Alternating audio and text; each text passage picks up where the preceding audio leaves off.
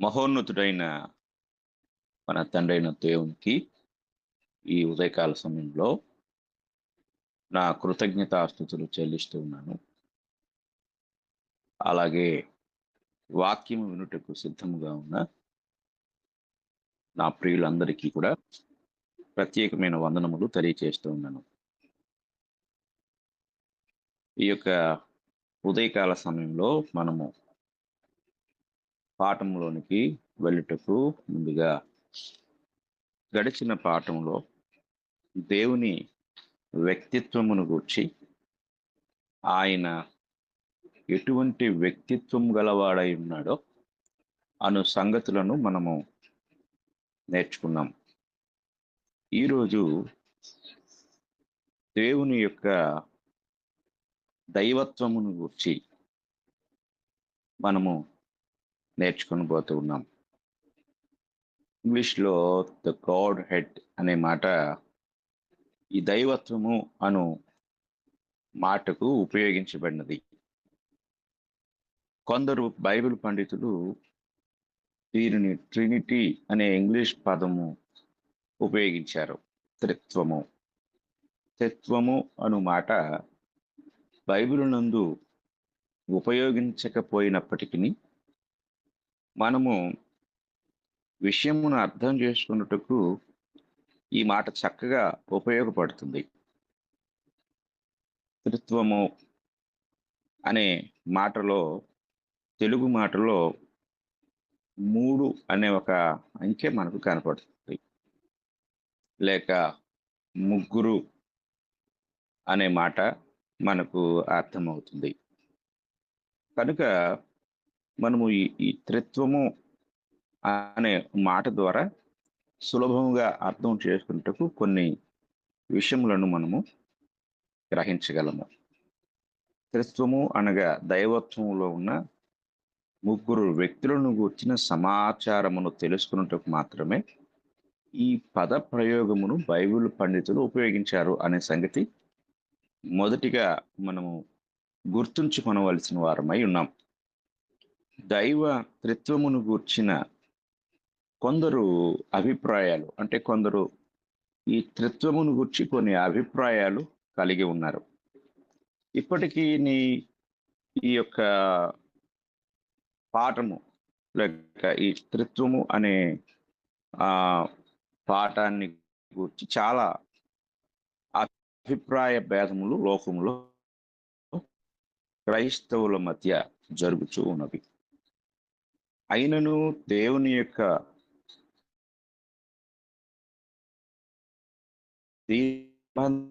చిహ్నమును నేర్చుకుందాం. ఈ అభిప్రాయంలో మొదటి అంటే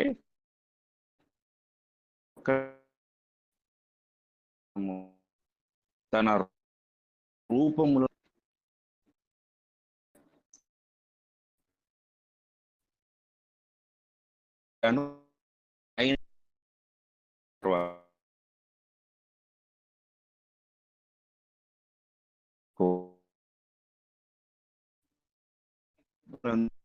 కనపరుచుకునేను అనేది కొందరి అభిప్రాయం. ఇక రెండవ గుంపునకు చెందిన వారు లేక రెండవ వారి యొక్క అభిప్రాయం ఏమిటంటే, ఒక్కడయ్యున్న దేవుడు అనగా ఒకే వ్యక్తిగా ఉన్న దేవుడు, ఆయన తండ్రి, ఆ తండ్రి అయిన దేవుడే మిగిలిన ఇద్దరిని సృజించి ఉన్నాడు. కనుక మిగిలిన ఇద్దరు ఆయన కంటే తక్కువ వారు అని వారు ఒక అభిప్రాయానికి వచ్చారు. అంటే దేవుడు ఒక్కడే అంటే ఆయన మొదటివాడు, ఆ మొదటివాడుగా ఉన్న తండ్రి లేక తండ్రిగా పిలువబడిన ఆ మొదటి వ్యక్తి మిగిలిన ఇద్దరిని తరువాత సృజించారు అనేది రెండవ వారి యొక్క అభిప్రాయం. ఇక మూడవ వారు లేక మూడవ గుంపునకు చెందిన వారి యొక్క ఉద్దేశం ఏమిటంటే, వ్యక్తి ఒక్కరు కాదు కానీ ముగ్గురు వ్యక్తులు వేరువేరుగా ఆయా కాలములలో పనిచేసిరని మరికొందరి యొక్క అభిప్రాయం. బైబిల్ నందు ముగ్గురు వ్యక్తులకు సంబంధించిన విధానమును తెలియచేయుటకు బైబిలులో దైవత్వము లేక దేవత్వము అను పదమును తెలుగులో వ్రాశారు. గాడ్ హెడ్ అనే మాట ఇంగ్లీష్లో ఉపయోగించారు. దీనిని సులభముగా అర్థం చేసుకున్నట్టుకు మాత్రమే త్రిత్వము అను పదప్రయోగము సౌలభ్యము కొరకు, అంటే ఒక అంశము యొక్క సౌలభ్యము కొరకు ఉపయోగించడం జరిగింది అని మనం ముందుగా తెలుసుకున్నాం. గాడ్ హెడ్ అను పదము క్రొత్త నిబంధన గ్రీకు భాషలో థియోటెస్ అను పదము నుండి వచ్చినది. క్రొత్త నిబంధనలో 2 పర్యాయములు మాత్రమే ఈ పదము ఉపయోగించబడినది. అది మొదటిగా మనము గమనించినట్లయితే అపోస్తులైన పౌలు గారు రోమీయులకు రాసిన పత్రిక, అపోస్తులైన పౌలు గారు రోమీయులకు రాసిన పత్రిక మొదటి అధ్యాయము 20వ వచనంలో ఈ మాట మనకు కనపడుతుంది. మనం చదువుకున్నట్లయితే ఆయన అదృశ్య లక్షణములు అనగా ఆయన నిత్య శక్తియు దేవత్వమును అనే మాట ఇక్కడ కనపడుతుంది. దేవత్వము. ఆ తర్వాత రెండవదిగా మనము గమనించినట్లయితే అపోస్తులైన పౌలు గారు కొలస్సీయులకు రాసిన పత్రిక 2వ అధ్యాయము 9వ వచనంలో ఏలయనగా దేవత్వము యొక్క సర్వపరిపూర్ణత శరీరముగా క్రీస్తునందు నివసించుచున్నది. ఈ 2 సందర్భములలో ఇంగ్లీష్లో గాడ్ హెడ్ అనే మాట ఉపయోగించబడింది. ఈ గాడ్ హెడ్ అనే మాట ఉపయోగించబడిన ఈ 2 సందర్భములలో గ్రీకులో థియోటెస్ అనే మాట వ్రాయబడి ఉన్నది. ఈ థియోటెస్ అనే మాట దైవత్వము అనగా ముగ్గురు వ్యక్తులను సూచించు పదముగా మనం గ్రహించవలసిన వారమై ఉన్నాం. గాడ్ అనే ఇంగ్లీష్ మాట కొన్నిసార్లు బహువచనముగాను కొన్నిసార్లు ఏకవచనముగాను కూడా సందర్భాన్ని బట్టి బైబిల్ నందు ఉపయోగించబడినది. కానీ ఈ గాడ్ హెడ్ అనే మాట అంటే ఉపయోగించబడిన ఈ 2 సందర్భాలలో ముగ్గురు వ్యక్తులను అనగా దైవ కుటుంబమును సూచించుటకు ప్రత్యేకముగా ఉపయోగించబడిన మాటగా మనము గ్రహించవలసిన వారమై ఉన్నాం. ఈ యొక్క మాట మనం గమనించితే ఒక్కటయున్న దేవత్వములో వేరువేరుగా ఉన్న ముగ్గురు వ్యక్తుల యొక్క ఏకత్వము ఇందులో మనకి కనపడుతుంది. దేవత్వం ఒక్కటే. ఆ ఒక్కటయున్న దేవత్వంలో ముగ్గురు వ్యక్తులు వేరువేరుగా ఉన్నట్లుగా వారు ఏకత్వం కలిగి ఒక్కటే తత్వం కలిగి అనగా ఒకే పని చేసిన వారుగా మనం గ్రహించవలసిన వారమై ఉన్నాం. దేవత్వమును గూర్చిన విశ్వాసము దేవుని యొక్క స్వచ్ఛమైన ప్రత్యక్షత ఉన్నది. అంటే ఎలాంటి గందరగోళం లేనటువంటి ప్రత్యక్షత అనేది ఇక్కడ మనం గ్రహించాలి. మనము ఆరాధించినది ముగ్గురు దేవుళ్ళను కాదు. ఇది చాలామంది గ్రహించవలసిన వారమై ఉన్నాం. కొందరు పితరుల కాలంలో తండ్రి దేవునిగా ఆరాధించబడ్డారు. తరువాత అంటే పితరుల కాలము, ధర్మశాస్త్ర కాలము 2 కాలాల్లో, అంటే ఓవరాల్గా పాత నిబంధన అంతట్లో కూడా ఆయన దేవునిగా ఆరాధించబడి ఉన్నారు. ఆ తరువాత క్రొత్త నిబంధన కాలంలో అనగా అపోస్తలుల కాలంలోకి వచ్చేసరికి కుమారుడు ఆరాధించబడ్డారు. ఆయన ఆరోహణమే వెళ్ళిపోయిన తర్వాత నేను పరిశుద్ధాత్మను మీ కొరకు పంపిస్తాను అని చెప్పారు గనుక, ఆ పరిశుద్ధాత్ముడు ప్రస్తుత కాలంలో దేవునిగా ఆరాధించబడుతున్నారు అని కొందరు అభిప్రాయపడ్డారు. మరికొందరు కాదు కాదు, ముగ్గురు దేవుళ్ళను మనము ఆరాధిస్తున్నాము. మనం ఆరాధించినప్పుడు ముగ్గురు దేవుళ్ళను ఆరాధిస్తున్నామనే అభిప్రాయానికి వచ్చారు. మనం గ్రహించవలసిన విషయం ఏంటంటే, మనము ఆరాధించినది ముగ్గురు దేవుళ్ళను కాదు గాని, ఒక్కడే అయ్యున్న దేవుని. ఆయనే అనగా ఆ దేవునిలోనే తండ్రి, కుమారుడు మరియు పరిశుద్ధాత్మ ఇమిడి ఉన్నారు. ఇది మనకు కొంత అసాధ్యమైన విషయముగా అనిపిస్తుంది. దీన్ని కొందరు సాధ్యపరచుటకు కొన్ని అభిప్రాయములను వ్యక్తపరిచారు. దీన్ని ఒప్పుకుంటూనే వారికి తోచిన కొన్ని అభిప్రాయములను వ్యక్తపరిచారు. కానీ ఈ అభిప్రాయాలు కూడా కొన్ని వాక్యానుసారంగా ఉన్నవి. కొన్ని వాక్యానుసారమైనవి కాదు. కనుక లోకంలో ఉన్న ఈ బోధలను మనము గ్రహించాలి. కనుక వారి అభిప్రాయాలను కూడా, లేక లోకంలో చలామణి అవుతున్న ఈ బోధను కూడా మనము గ్రహించవలసిన వారమై ఉన్నాం. ఒకటి, నీటిని కొందరు ఉదాహరణగా తీసుకొని, నీరు అది లిక్విడ్ అంటే ద్రవ రూపంలో ఉంటుంది. దాన్ని వేడి చేస్తే రెండవదిగా అది ఆవిరి రూపంలోనికి మారుతుంది. మరలా ఆ నీటిని చల్లపరిస్తే గడ్డ రూపంలోనికి మారిపోతుంది. గడ్డగా. అంటే ఒకే నీరు 3 రూపాలను ఏ విధంగా కలిగి ఉందో, అలాగే దేవుడు కూడా ఒక్కడే అయ్యున్నవాడు 3 రూపాల్లో ప్రత్యక్షమయ్యారు అనే ఒక బోధ లోకంలోనికి తీసుకురాబడింది. మరికొందరు నీటిని వదిలేసి సూర్యుడిని తీసుకున్నారు. అంటే సూర్యుడి నుంచి వచ్చే ఆ కిరణాలను, అంటే సూర్యకిరణాలు, సూర్యోదయమైనప్పుడు సూర్యుని నుండి వచ్చే సూర్యకిరణాలు ఒకటి వేడి కిరణాలు.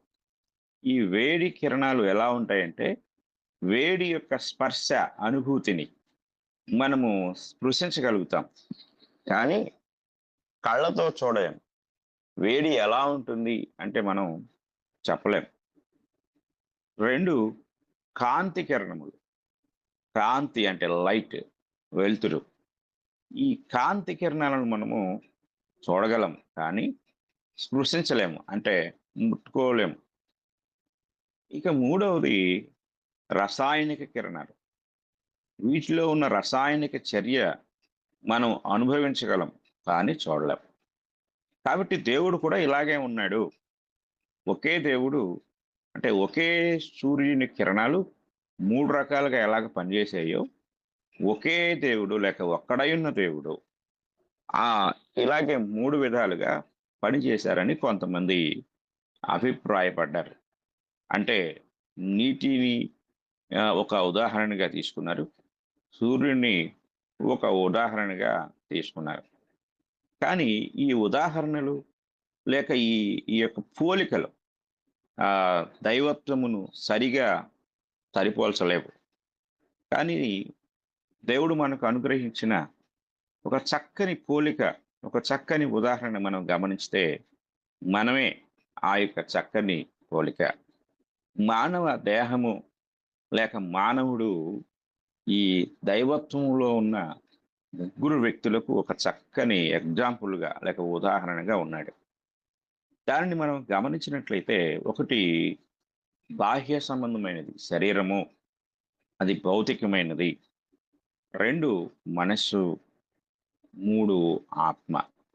ఈ ఈ పోలిక కొంతవరకు మనము దైవత్వమునకు అన్వయించి మనం సరిపోల్చవచ్చు.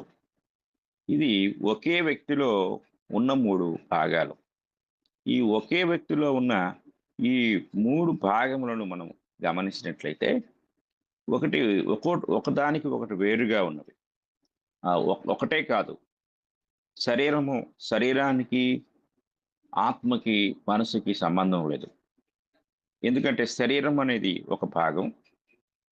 అది ప్రత్యేకమైంది. దానికి మనస్సుకు, ఆత్మకు సంబంధం లేదు. ఈ ముగ్గురు వ్యక్తులు కాదు. కానీ ఒకే వ్యక్తిలో ఉన్న 3 భాగాలు. వ్యక్తి ఒకడే, 3 భాగాలు. ఈ యొక్క వ్యక్తిని దైవత్వంతో పోల్చొచ్చు. అంటే దైవత్వము అనే దానిలో 3 భాగాలుగా లేక ముగ్గురు వ్యక్తులు వేరువేరుగా ఎలాగున్నారో, మానవుడు అనే ఈ యొక్క భాగంలో 3 వేరైన భాగాలు మనకు కనపడుతున్నాయి. ఒకటి శరీరము, మనస్సు, ఆత్మ. శరీరానికి భౌతికమైన ఆహారము కావాలి. మనస్సుకు వినోదం కావాలి. ఆత్మకు భక్తి లేక ఆరాధన కావాలి. శరీరానికి అవసరమైన భౌతికమైన ఆహారము ఆత్మకు సంబంధించింది కాదు. అలాగే మనస్సుకు కావలసిన వినోదము శరీరానికి సంబంధించింది కాదు. కానీ ఈ 3 ఒకే మనిషిలో కలిసి నివసిస్తూ ఉన్నవి. కాబట్టి ఈ పోలిక మనం చక్కగా గ్రహించవలసిన వారమై ఉన్నాము. తర్వాత కొందరు ఒక అభిప్రాయానికి వచ్చారు. ఏమిటంటే దేవుడు తండ్రి అని పిలువబడ్డాడు కాబట్టి తండ్రి ఉన్నాడు అంటే కుమారుడు ఉండాలి. కాబట్టి కుమారుడు ఉన్నాడు అంటే అతను రెండో వాడై ఉండాలి. ఎందుకంటే తండ్రి మొదటివాడు అయితేనే కుమారుడు రెండో వాడు అవుతాడు. కాబట్టి తండ్రి ఎప్పటికీ మొదటివాడే. తండ్రికి కుమారునికి మధ్య కొంత కాలం ఉంటుంది.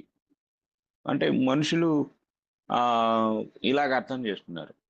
ఒక తండ్రి ఉంటే ఆయనకు వివాహం అయిన తర్వాత, అంటే ఒక వ్యక్తి ఉంటే, ఒక మనిషి ఉంటే అతనికి వివాహమైన తర్వాత కుమారుడో కుమార్తె పుట్టడానికి అతను కొంత టైం తీసుకుంటాడు. కాబట్టి ఈ వ్యత్యాసాన్ని బట్టి తండ్రి మొదటివాడు, కుమారుడు రెండోవాడు అనే ఆలోచన విధానాన్ని తీసుకొచ్చారు. కానీ ఇది కరెక్ట్ కాదు. ఎందుకు కాదు అంటే బైబిల్ మనకు తండ్రిని గురించి ఏమి తెలియజేస్తా ఉంది అంటే ఆయన నిత్యుడు అని తెలియజేసింది. అంటే నిత్యుడైన తండ్రి. కుమారుడు కుమారుడు కూడా ఆయన నిత్యుడిగా మనకు కనపడుతున్నాడు. అంటే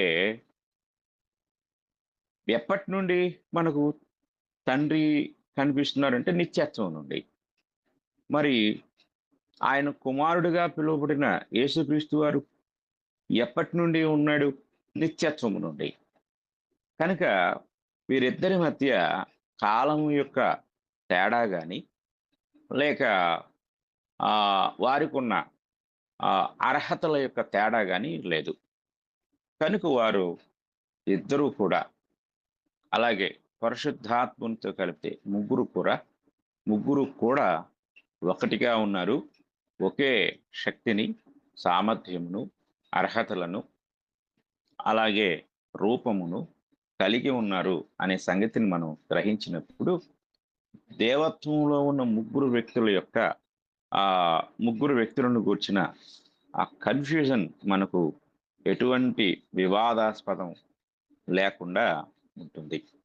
వారు ముగ్గురు కూడా ఒకటిగా ఉన్నారని, సమానులుగా ఉన్నారని విషయాన్ని బైబిల్ మనకు తెలియజేస్తా ఉంది.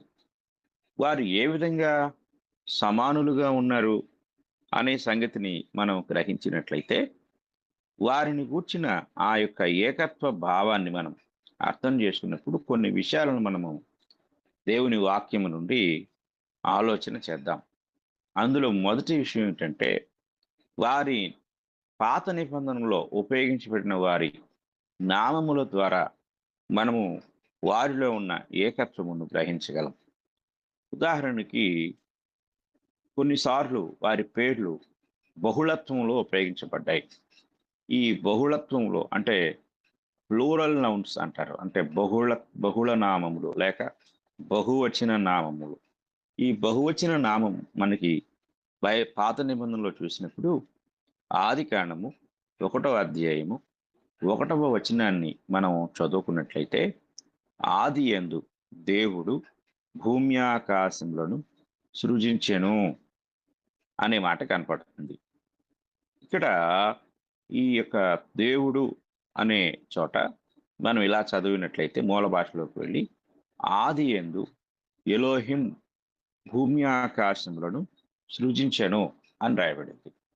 ఇక్కడ ఎలోహిం అనగా అది బహువచన నామము అని ప్రారంభంలోనే దేవుడు అనే పదమును గూర్చి మనము చర్చించినప్పుడు తెలుసుకున్నాం. అంటే అక్కడ ఆ బహుళత్వం కనపడుతుంది. అంటే బహువచన నామం అంటే దేవుడు సృజించెను అనగా దైవత్వము సృజించెను, ఎలోహిం సృజించెను. అంటే దైవత్వం అనేది వచ్చేసరికి మరలా క్రొత్త నిబంధన మాటగా అంటే గ్రీకు మాటగా మనం చూడొచ్చు. అక్కడ బహుళత్వం ఉంది. ఎలోహిం అనే మాట హెబ్రీ మాట. ఇక్కడ కూడా మనకు బహుళత్వం కనపడుతుంది. కనుక ఇవి బహువచన నామములుగా మనం చూడగలం. ఇక రెండవది బహుళ ఉచ్చారణలు అంటే బహువచన ఉచ్చారణలు అంటే ప్లూరల్ ప్రొనౌన్సియేషన్. ఈ బహువచన ఉచ్చారణ మనం చూసినప్పుడు ఆది కాండంలోనే 1వ అధ్యాయము 26వ వచనంలో ఈ యొక్క బహువచన ఉచ్చారణ మనకు కనపడుతుంది. దేవుడు మరలా మనం చదివే విధానం ఎలోహిం మన స్వరూపమందు మన పోలిక చొప్పున నరులను చేయుదము. అంటే ఇక్కడ దేవుడు మాట్లాడుతున్నాడు. ఆ ఆ మాట బహుళత్వము బహువచన నామైనది. ఆయన మన స్వరూపముందు అంటే దైవత్వంలో ఉన్న వ్యక్తులు ఒకరితో ఒకరు మాట్లాడుకున్న సందర్భం మనకి కనపడుతుంది. అలాగే మనము 3వ అధ్యాయము ఆది కాండము 3వ అధ్యాయము 22వ వచనాన్ని కూడా మనం చదువుకున్నట్లయితే అప్పుడు దేవుడైన యెహోవా ఇదిగో మంచి చెడ్డలను ఎరుగునట్లు ఆదాము మనలో ఒకని వంటి వాడాయను. అక్కడ మనలో అనే మాట మనకి కనపడుతుంది. ఈ మనలో అనే మాట మనం గమనించినట్లయితే ఇది బహుళత్వాన్ని సూచించే పదప్రయోగం, బహుళత్వంతో కూడిన ఉచ్చారణ. ఇక్కడ మనలో అనే మాటలో కూడా దైవత్వం ఉంది అనగా ముగ్గురు వ్యక్తులు, అందులో ఉన్న ఒక వ్యక్తి మిగిలిన ఇద్దరితో సంభాషణ చేస్తున్నట్లుగా మనం చూడగలం. అలాగే ఇంకొక వచనాన్ని కూడా మనం చూసినట్లయితే యెషయా గ్రంథము 6వ అధ్యాయము 8వ వచనం కూడా ఈ విషయాన్ని మనకు తెలియజేస్తుంది. అప్పుడు నేను ఎవని పంపెదను, మా నిమిత్తము ఎవడు పోవునని ప్రభు సెలవీయగా వింటిని. ఇది మనం జాగ్రత్తగా ఆలోచించినట్లయితే మా నిమిత్తము ఎవడు పోవును, మా అనే మాట కూడా బహుళత్వ నామాన్ని తెలియజేస్తూ ఉంది. అంటే ఒక వ్యక్తి మిగిలిన వ్యక్తులతో మాట్లాడుతున్నాడు అనే విషయాన్ని అక్కడ మనకు తెలియజేస్తుంది. కనుక ఇక్కడ పేర్ల ద్వారా, ఉచ్చారణ ద్వారా, బైబిల్ ఉపయోగించిన ఆ ఉచ్చారణ ద్వారా కూడా బహుళత్వాన్ని, బహువచన రూపాన్ని మనం చూడగలం. ఇక 3వ విషయాన్ని మనం గమనించినట్లయితే లేఖనానుసారమైన ప్రతిపాదనలు. అంటే లేఖనము లేక దేవుని యొక్క వాక్యము కొన్ని చోట్ల మరి మాట్లాడిన విధానాన్ని మనము గ్రహించినట్లయితే పాత నిబంధనలో కీర్తనల గ్రంథము మనం చూసినప్పుడు 45వ అధ్యాయము కీర్తనల గ్రంథము 45వ కీర్తన 6వ వచనము ఒక ప్రతిపాదన చేసింది. ఆ ప్రతిపాదన మనం గమనించినట్లయితే దేవా నీ సింహాసనము నిరంతరము నిలుచును, నీ రాజదండము న్యాయార్థమైన దండము. ఇక్కడ మనం గమనించినట్లయితే దేవా అనే మాట ఎవరు ఉపయోగిస్తున్నారు అంటే, దైవత్వంలో ఉన్న ఒక వ్యక్తి ఇంకొక వ్యక్తిని దేవా అని సంబోధించిన సందర్భాన్ని ఇక్కడ మనము గ్రహించగలము. కనుక ఈ యొక్క లేఖనము యొక్క స్టేట్మెంట్ కూడా మనం గమనిస్తే, ఆ తర్వాత 7వ వచనం కూడా మనం చూద్దాం.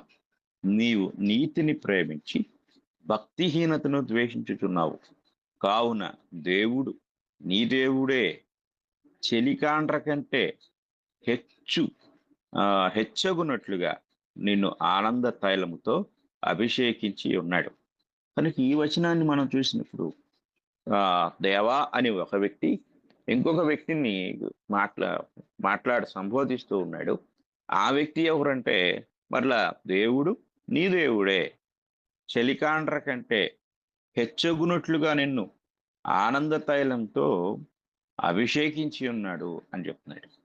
అంటే ఒక దేవుడు ఇంకొక దేవుని హెచ్చిస్తున్నట్లుగా లేక దేవా అని సంబోధిస్తున్నట్లుగా ఈ యొక్క లేఖనం మనకు తెలియజేస్తుంది.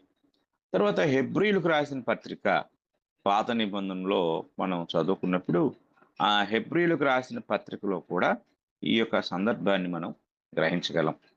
మొదటి అధ్యాయము 8వ వచనం నుండి మనం చూసినట్లయితే కానీ తన కుమారుని గూర్చి అయితే దేవా నీ సింహాసనము నిరంతరము నిలుచున్నది, నీ రాజదండము న్యాయార్థమైనది, నీవు నీతిని ప్రేమించితివి, దుర్నీతిని ద్వేషించితివి, అందుచేత దేవుడు నీ తోడి వారి కంటే నిన్ను హెచ్చించినట్లుగా ఆ ఆనంద తైలముతో అభిషేకించెను. మరియు ప్రభువా నీవు ఆదియందు భూమికి పునాది వేసితివి, ఆకాశములు కూడా నీ చేతి పనులే, అవి నశించును గాని నీవు నిలిచియుందువు, అవన్నీ వస్త్రం వలె పాతగిలును, ఉత్తరీయము వలె వాటిని మడిచివేతువు, అవి వస్త్రము వలె మార్చబడును గాని నీవు ఏకరీతిగానే ఉన్నావు, నీ సంవత్సరములు తరుగవు అని చెప్పుచున్నాడు. కనుక కుమారుని గురించి తండ్రి మాట్లాడుతున్న సందర్భం ఇది. అందులో తండ్రి దేవునిగా ఉన్నాడు, కుమారుని కూడా దేవా ప్రభువా అని సంబోధిస్తూ ఆయన ఆ ఈ యొక్క సృష్టిలో జరగబోయే సంగతులను గురించి, అంటే నీవు శాశ్వతమైన వాడవు, నీవు నిరంతరము నిలిచుంటావు, నీ సంవత్సరములు తరగవు, నువ్వు ఏకరీతిగానే ఉన్నావు, ఈ సృష్టి అంతా ఒక ఉత్తరయం వలె మార్చివేయబడుతుంది అని చెప్తూ ఆయనకున్న శక్తిని గూర్చి సామర్థ్యమును గూర్చి కూడా తెలియజేశాడు. ఇక మరొక వచనాన్ని కూడా మనం చూస్తే పాత నిబంధన గ్రంథంలో కీర్తనల గ్రంథం మనకు ఒక విషయాన్ని తెలియజేస్తుంది. 110వ కీర్తన ఇలాగ మనకు ఒక విషయాన్ని బోధిస్తూ ఉంది. 110వ కీర్తన మొదటి వచనాన్ని మనం చదువుకుందాం. ప్రభువు నా ప్రభువుతో సెలవిచ్చిన వాక్కు, నేను నీ శత్రువులను నీ పాదములకు పీఠముగా చేయు వరకు నా కుడిపార్శ్వమున కూర్చుండుము. దావీదు ఈ మాట రాస్తూ ప్రభువు నా ప్రభువుతో సెలవిచ్చిన వాక్కు. ఇద్దరు ప్రభువులు ఇక్కడ కనపడుతున్నారు. కనుక ఈ పదప్రయోగం అంతా కూడా, ఈ లేఖనానుసారమైన పదప్రయోగం అంతా కూడా బహుళత్వాన్ని సూచిస్తూ కనపడుతుంది. అంటే పేర్లలో బహుళత్వము, అలాగే ఉచ్చారణలో బహుళత్వము, అంటే వారు ఒకరితో ఒకరు మాట్లాడుకున్న సందర్భంలో బహుళత్వము, అలాగే వారిని గూర్చిన ఈ లేఖనం యొక్క ప్రతిపాదనలో కూడా బహుళత్వము మనకు కనపడుతుంది. కనుక వీటన్నిటినీ మనం గమనించినట్లయితే వ్యక్తులుగా వారు ఒక్కరిగా లేరు, లేక ఒకే వ్యక్తి తన యొక్క రూపాన్ని మార్చుకుంటూ ఆయా కాలములలో వేరు వేరు వ్యక్తులుగా ప్రత్యక్షం కాలేదు. కానీ మనము గమనించినట్లయితే వారు ఒకే దైవత్వము అనే సంకల్పంలో లేక ఆ యొక్క పనిలో వేరు వేరు వ్యక్తులుగా ఉండి ఏకత్వం కలిగిన వారుగా, ఏకత్వంతో ఒక ఆహ్, ఒకే సంకల్పంతో పనిచేసినట్లుగా మనకు ఈ విషయములన్నీ కూడా తేటగా మనకు బోధిస్తూ ఉన్నాయి. కనుక మనము ఈ విషయాలని పరిశీలన చేస్తూ ఉన్నప్పుడు, మనము ఆయా సంగతులను గూర్చి ఆలోచిస్తూ ఉన్న ఆ సందర్భంలో దేవుని యొక్క వాక్య సంబంధమైన జ్ఞానమును మనము కలిగినప్పుడు ఈ సంగతులు అర్థమవుతాయి. మానవ జ్ఞానంతో, మానవ బోధలతో దైవత్వమును గూర్చి మనము స్పష్టమైన గ్రహింపు లేక అవగాహన ఎన్నడూ కలిగి ఉండలేం. కనుక మనము బైబిల్ మనకు ఏమి బోధిస్తుంది అనే సత్యాన్ని వాక్యానుసారమైన విశ్వాసముతో అధ్యయనం చేసినప్పుడు దైవత్వంలో ఉన్న వ్యక్తులను గూర్చిన గ్రహింపు మనం కలిగి ఉండగలం. మనం ఇంకా కొన్ని విషయాలు మనకున్నాయి. వాటిని గూర్చి కూడా మనము ధ్యానించడం ద్వారా మనము ఇంకా సంపూర్ణమైన అవగాహన మనము పొందగలం. కనుక ఇవన్నీ కూడా దైవత్వాన్ని గూర్చిన సంగతులుగా, లేక దైవత్వాన్ని మనకు నేర్పించే ఒక గొప్ప పాఠముగా మనకు నేర్పించబడుతూ ఉన్నాయి. కనుక మనము గందరగోళానికి అవ్వాల్సిన అవసరం లేదు. కానీ స్పష్టముగా దేవుని వాక్యానికి విధేయత చూపించినప్పుడు, వాక్యమును పరిశీలించుట ద్వారా దేవుని గూర్చిన ఈ వివరణ స్పష్టముగా మనకు అవగతమవుతుంది. గ్రహింపు కలుగుతుంది. కనుక ప్రతి ఒక్కరూ కూడా వాక్యమును మాత్రమే చూస్తూ, వాక్యములో దేవుని గూర్చిన విషయములు ఏవైతే ఉన్నవో వాటిని మాత్రమే గ్రహించవలసిన వారై ఉన్నారని మనము తెలుసుకోవాలని ప్రేమపూర్వకంగా నేను ఈ మాటలు మీకు తెలియజేస్తూ, ఈ మాటలను ముగించుచూ ఉన్నాను. అందరికీ వందనములు.